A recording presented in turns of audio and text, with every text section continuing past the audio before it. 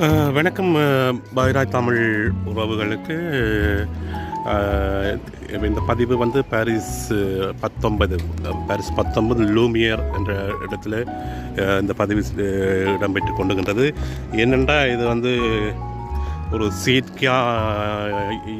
இயற்கையை வந்து செயற்கையாக வடிவமைக்கப்பட்ட ஒரு கடல்.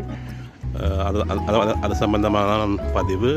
அது அந்த பாலம், இப்போ நான் இருக்கிற இந்த பாலம் வந்து ஒரு கரையிலிருந்து இன்னொரு கரைக்கு செல்வதற்காக 300 மீட்டர் நீளத்தில் இந்த பாலம் கட்டப்பட்டிருக்குது.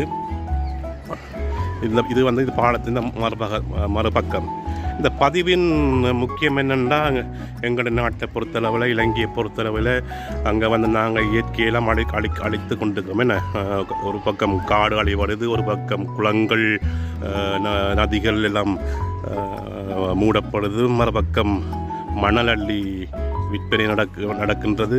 எங்கே பார்த்தாலும் பள்ளங்கள் மணலில் பள்ளங்கள், அதாவது டெசர்ட் பிரதேசமாக தான் காட்சி அளிக்கின்றது. ஆனால் இங்கே பொறுத்தவரை வந்து பிரான்ஸை பொறுத்தவரை வந்து அவர்கள் வந்து தங்களை இயற்கையை பாதுகாத்து கொண்டு வெவ்வேறு நாடுகள் இருக்கிற இயற்கையை மாதிரி இங்கே வந்து செயற்கையாக அமைத்து மக்களின் பாவனைக்கு, மக்களின் கண்களுக்கு குளிர்ச்சியாக வடிவமைத்திருக்கிறார்கள்.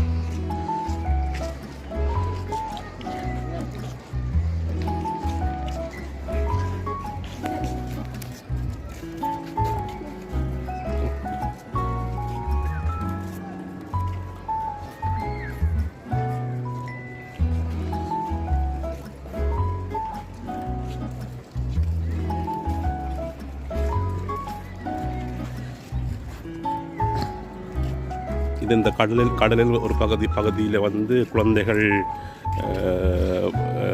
நீந்தி விளையாடுவதற்காக சிறு தடாகங்களாக வடிவமைக்கப்பட்டு பாதுகாப்பாக அமைக்கப்பட்டிருக்கிறது. இது தற்போது இப்போ மூடப்பட்டிருக்கிறது. அங்கே சிறு வள்ளங்கள் பார்வைக்கு இருக்கிறது.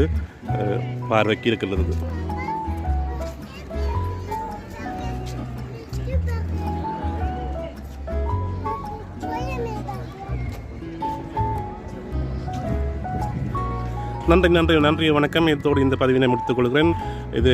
இதனூடாக நான் உங்களுக்கு என்ன சொல்ல வேண்டுமென்றா, இயற்கையை பாதுகாருங்கள், இயற்கையை அழிக்காதீர்கள், இயற்கையை பிஸ்னஸுக்காக, வியாபாரத்துக்காக பயன்படுத்தாதீர்கள். எப்போதும் இயற்கையை நாம் பாதுகாக்க வேண்டும். இயற்கை இல்லையேல் நாடு வந்து அது ஒரு